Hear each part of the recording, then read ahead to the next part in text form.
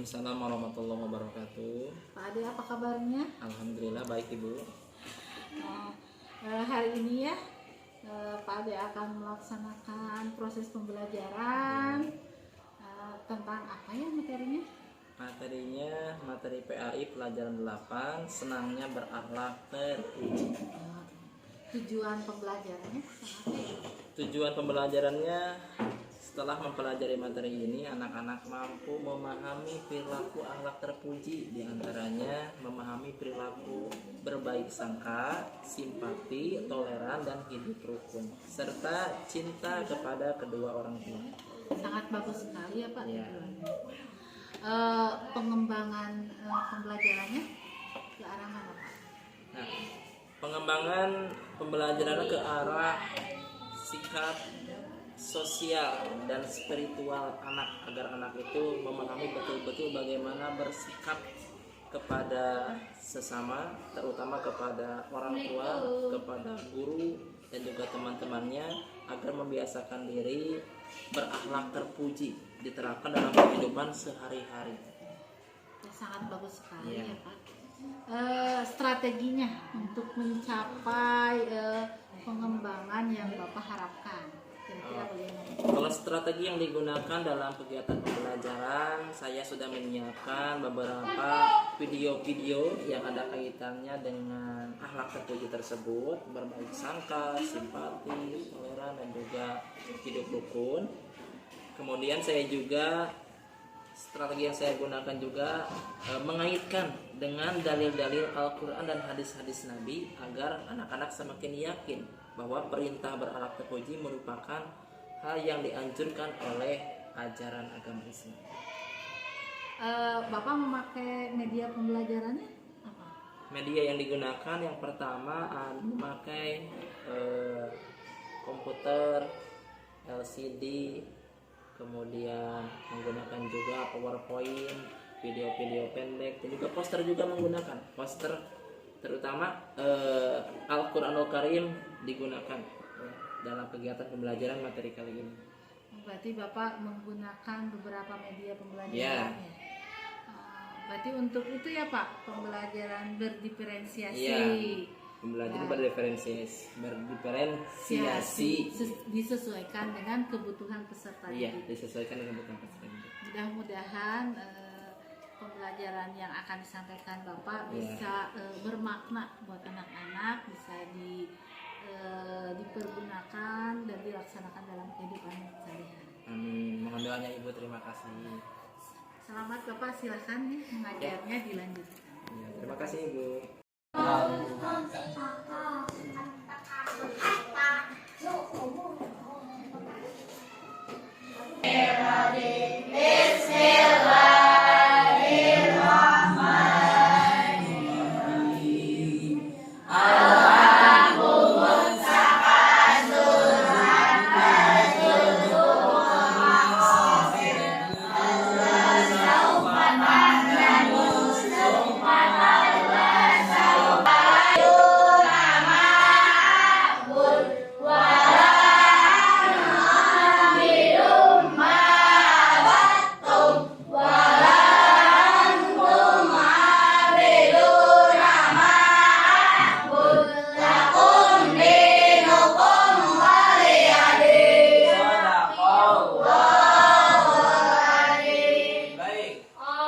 Pada pertemuan sebelumnya kita sudah membahas tentang rukun iman yang ke-6, beriman kepada qadha dan qadar. Masih ingat materinya? Nah, ya. Apa? Orang bodoh menjadi pintar karena rajin belajar. Laki-laki contoh yang lainnya. Ya. Betul ya. Menjadi kaya karena rajin bekerja, bukan rajin mencuri. Ada lagi contoh yang ketiga.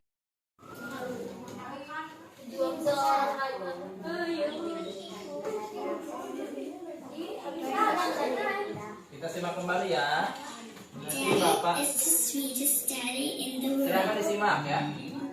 Sambil dibaca diperhatikan. Daddy is the most handsome. Dia paling tampan ya. The smartest. Dia selalu tersenyum. Tampan tidak? The most clever.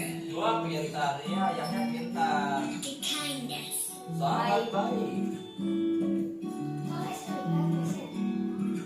He is my Superman. Dia Superman aku, Superman pribadi ya. Daddy wants me to do well at Mengharapkanku school. untuk belajar dengan baik di sekolah. Itulah harapan seorang ayah. Daddy is just great, but Ayahku sangat hebat, tetapi apa katanya? he lies. Dia berbohong, tukang bohong ayahnya. Ternyata selama ini ayah kita bohong.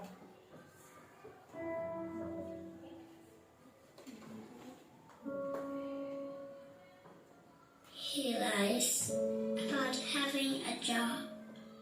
Dia bohong tentang pekerjaannya. Pura punya pekerjaan, tetapi ternyata dia tidak punya pekerjaan. He lies Tidak. about having money.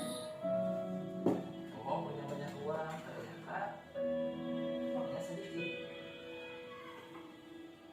He lies that he's not tired. Pura-pura kuat padahal capek dan lelah. He lies that he's not hungry. He lies that we have everything.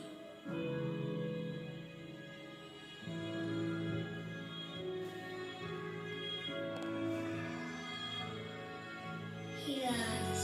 Jadi kalau melihat seperti ini, ayah kita kenapa datangnya terlambat ke rumah Husnudon? Dia sedang bekerja, sedang berjualan, ya, sedang di kantor, sedang berjualan di pasar, sedang berdagang, sedang transaksi yang lainnya supaya mendapatkan yang namanya uang, nafkah untuk mencukupi kebutuhan anaknya, ya.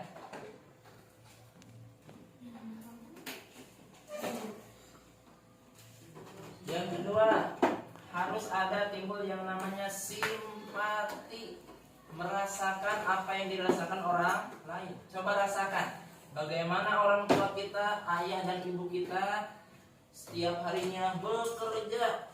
Ayah banting tulang, tulang banting, ya, jualan sebelah. Maksudnya bekerja pagi, sore, siang, malam, bekerja, ya, untuk mencukupi kebutuhan kita. Nah, kita simpati, rasakan apa yang dirasakan orang tua kita. Capek, ya, untuk mencukupi siapa kebutuhan.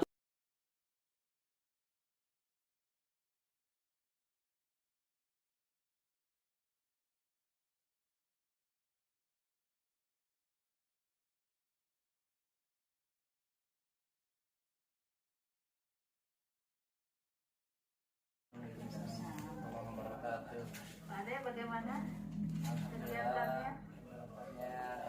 Baik.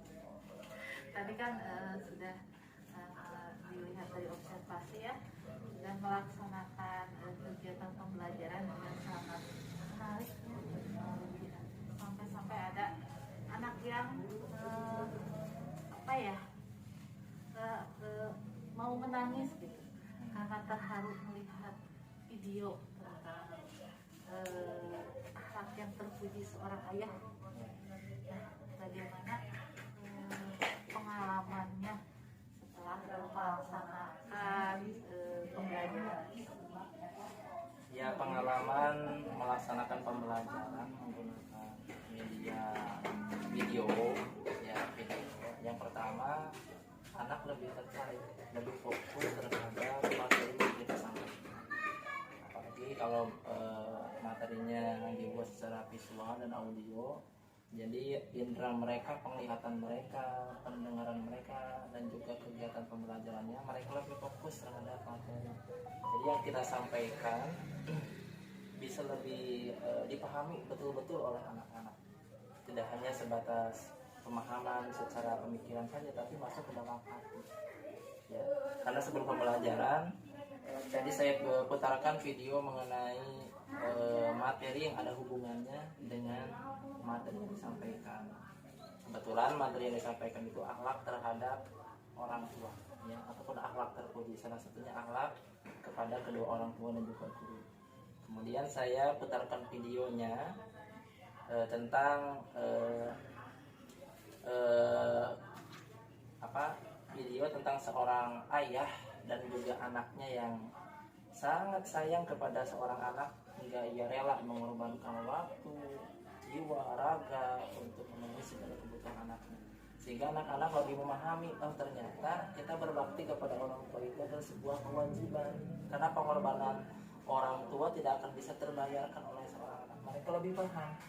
Buktinya mereka ketika melakukan sebuah soal pertanyaan-pertanyaan tentang orang tua, mereka lebih paham karena dia melihat dulu video yang ada di layar tadi. Sangat bagus sekali ya Pak. Tantangannya apa ketika Bapak melaksanakan pembelajaran tersebut? Ya, tantangannya yang pertama kita harus siap dengan materinya, berupa videonya harus disiapkan betul-betul. Apalagi kalau misalkan videonya diambil secara online, kadang-kadang ada video-video yang iklan-iklan yang kadang-kadang yang tidak boleh dilihat oleh anak-anak kalau iklannya.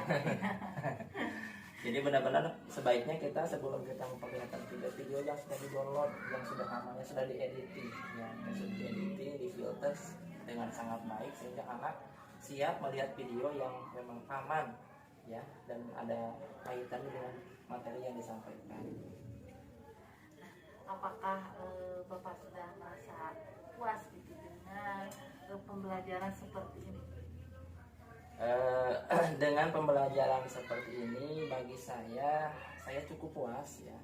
Kenapa cukup puas? Dikarenakan anak-anak saya coba melalui evaluasi mereka lebih tahu dan paham terhadap materi, tidak susah-susah menjelaskan. Jadi anak dengan sendirinya paham kalau menonton video-video yang ada kaitan dengan materi, ya. Jadi nalarnya lebih terbuka, ya. Mereka lebih cepat paham dan juga pembelajarannya disesuaikan dengan kebutuhan anak. Anak lebih antusias kalau menggunakan audio dan juga visual. Sangat bagus sekali ya Pak, membuat anak-anak menjadi lebih aktif lagi Ya, dalam ya. kegiatan belajar. Setelah pembelajaran ini, kemarin saya sudah uji coba melakukan penilaian terhadap kemampuan pemahaman terhadap materi. Anak-anak alhamdulillah 90% memahami materi yang disampaikan, ya. Namun lebih lanjutnya untuk pembelajaran berikutnya ada beberapa hal yang harus diperbaiki, ya, dan juga ditingkatkan. Yang pertama harus dikaitkan dengan kehidupan yang nyata, ya. Jadi ada mungkin kejadian-kejadian yang mereka rasakan sendiri yang ada kaitannya dengan materi.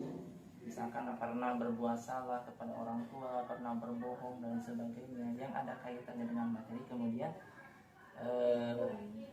mereka itu menyadari dengan betul-betul bahwa perbuatan tersebut adalah perbuatan yang tidak baik dan mereka harus segera meminta maaf pada kedua orang tuanya. Jadi ada kaitannya dengan kehidupan mereka sehari-hari. Jadi dikaitkan dengan kehidupan yang nyata. Sebutnya apa ya, nggak tahu. Jadi lebih kontekstual, ya. Jadi anak-anak akan jadi ada problem based learningnya, ya. permasalahannya. Sangat bagus sekali ya Pak. Nah untuk pembelajaran selanjutnya strateginya apakah akan terus menggunakan video atau misalkan ada strategi lain lagi yang lebih bagus? Strategi yang lainnya insya Allah masih ada, ya. Karena ada beberapa materi yang cocoknya memakai media video dan juga audio visual, dan juga yang memang harus mereka praktek secara langsung, ya, seperti beberapa materi yang ada kaitannya dengan pemahaman ayat-ayat suci Al-Quran, ya. Saya kan mengajar PAI, ya. Ada mereka tuh harus hafal dan mampu tentang beberapa ayat suci Al-Quran, seperti Quran surah Al-Kafirun. Mereka harus mampu melafalkannya, harus mampu menerjemahkannya, dan juga harus mampu mengambil pesan dari Quran surah Al-Kafirun. Nah, strateginya mereka akan praktek langsung, ya praktek secara langsung, ya. Misalnya kemampuan melafalkannya dites, reading grupnya dites, pengetahuan membaca huruf-hijaiyahnya dites juga, termasuk pemahaman dari isi kandungan Al-Kafirun. Nanti beda lagi gitu. Sangat bagus sekali ya Pak. Jadi strateginya disesuaikan dengan kebutuhan anak ya Pak, dan materi yang akan disampaikan sangat bagus sekali. Nanti saya akan tunggu untuk kegiatan pembelajaran selanjutnya. Mudah-mudahan bisa lebih baik lagi, lebih baik dan berdampak pada dunia. Mohon doanya. Terima kasih Bapak. Sama-sama. Assalamualaikum warahmatullahi wabarakatuh. Waalaikumsalam.